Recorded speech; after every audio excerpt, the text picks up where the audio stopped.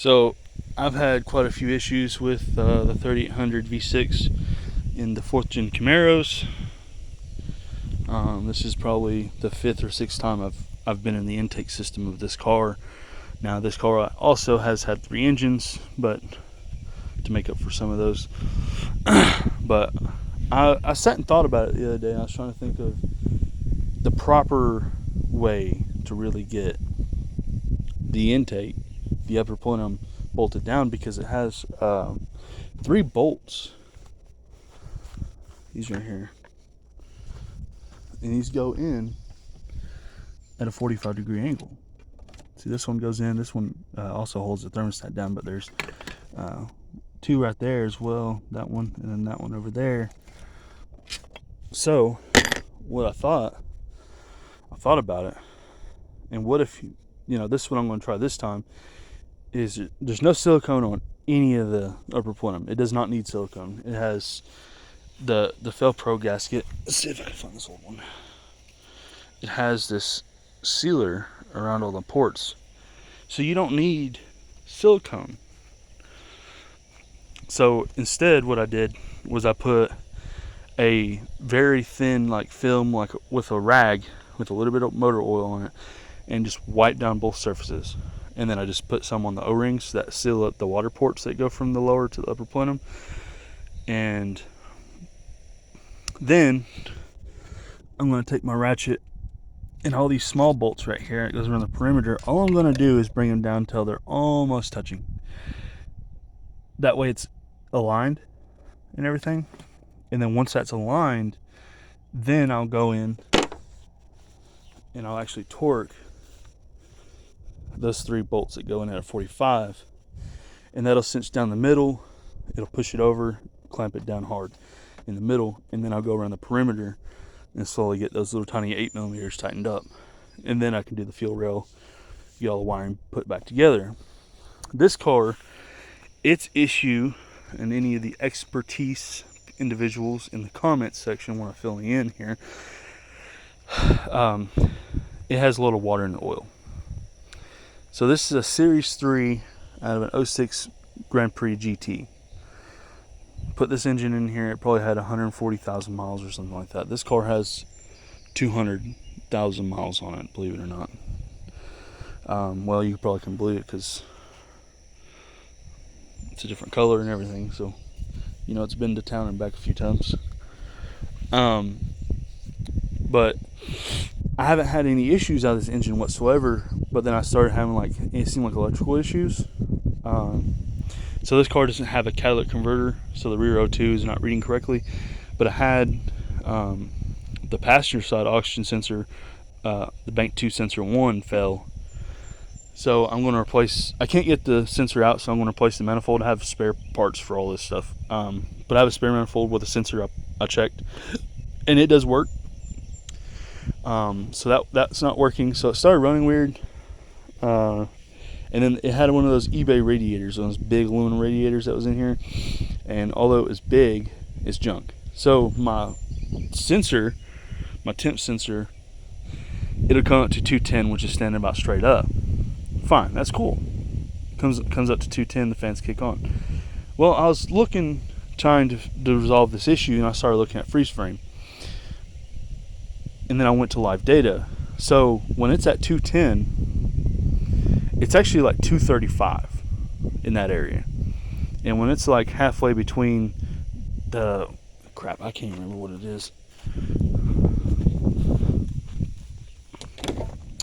But when it is, right where it's at right now. Exactly where it is right now. That line between 160 and 210, what is that? 185, 190? Right? When it's right there, it's actually at 210. So my fans are coming on late. The computer's seeing the right temperature, but the gauge is not displaying the right temperature. I'm like, okay, it's not a big deal. I know if it gets up to 210, it's hot. So it started doing that quite often, actually. Now I had just flushed the coolant. The radiator did have 2 holes in it, and they were small holes. They were like steam holes, so it didn't leak anything until it got up to pressure. up to temperature and pressure, so then it would kind of do a mist right here at the top. So it always drained it down just a little bit. So I got a new radiator put in there, a stock one, just a stock lifetime warranty replacement, plastic tanks, whatever. I don't have any of the AC stuff on it, and you can actually see there's no compressor down there. I do actually have a video on that if you guys want to go back on how I did this. So how you can run this system without an AC compressor there, and you don't have to buy any special parts, you just change the belt. I got the part number and everything in the video. Anyways, back to what I was talking about. It started getting a little bit of moisture here and there in the oil, and I'm like, okay, it's condensation. It would go away. Like, it looked slightly milky on the stick. I'd drive it for a week, and then boom, it's perfectly fine. I drain the oil, it's fine.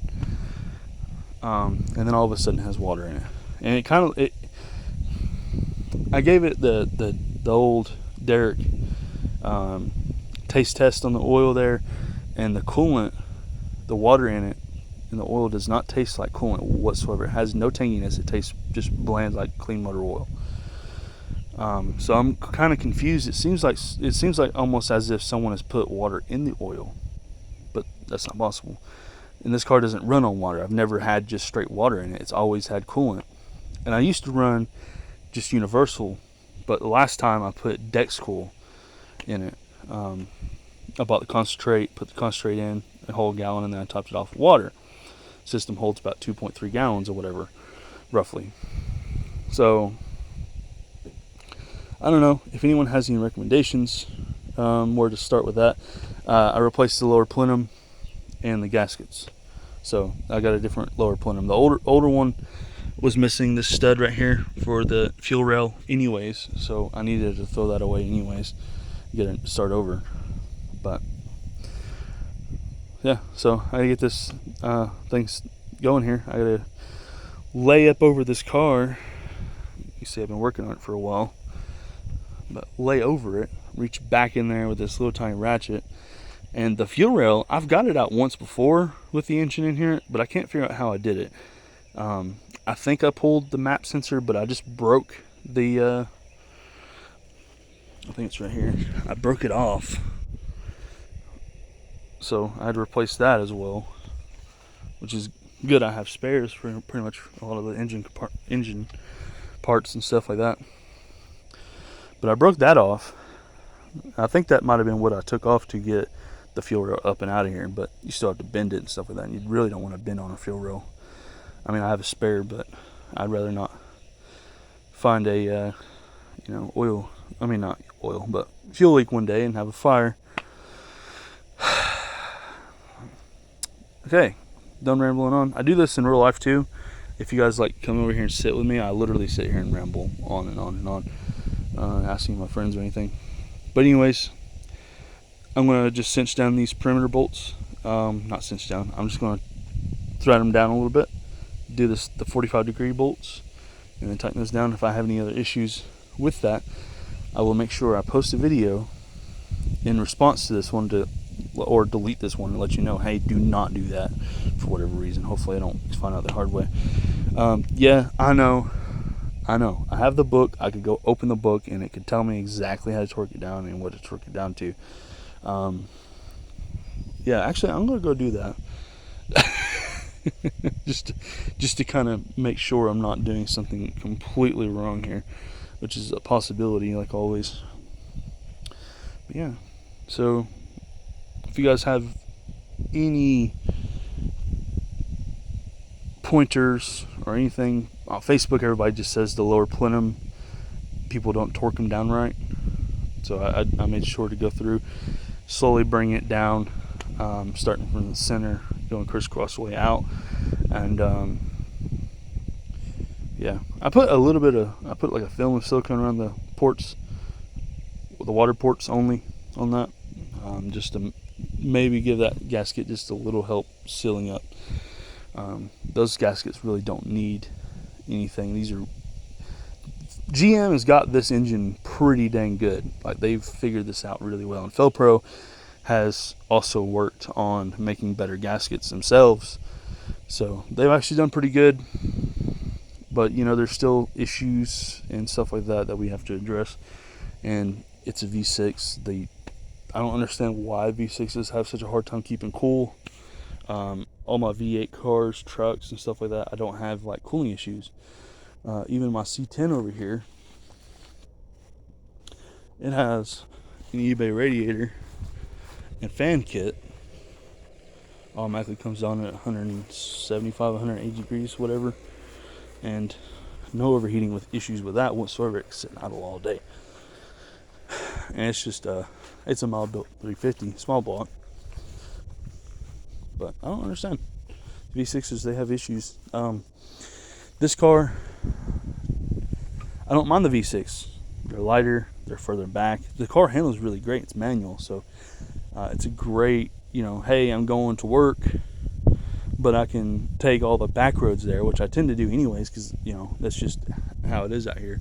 Is you're trying to get somewhere, you're taking back roads, you know. So it's fun. I like it. They've got SS wheels on it. Love these wheels. It's got good tires, 275 wides all around. But anyways, like I said, pointers, tips, constructive criticism, all welcome down in the comments section. Even unwanted criticism is also welcome, of course, because this is America. We have freedom of speech. But yeah, appreciate y'all for sticking through to the end. I mean, this is a long babbling video. But yeah, I'm going to try to get this thing finished up here. But yeah, that's just my quick tip of the day. Let's see how it works out, especially after I go verify with the book.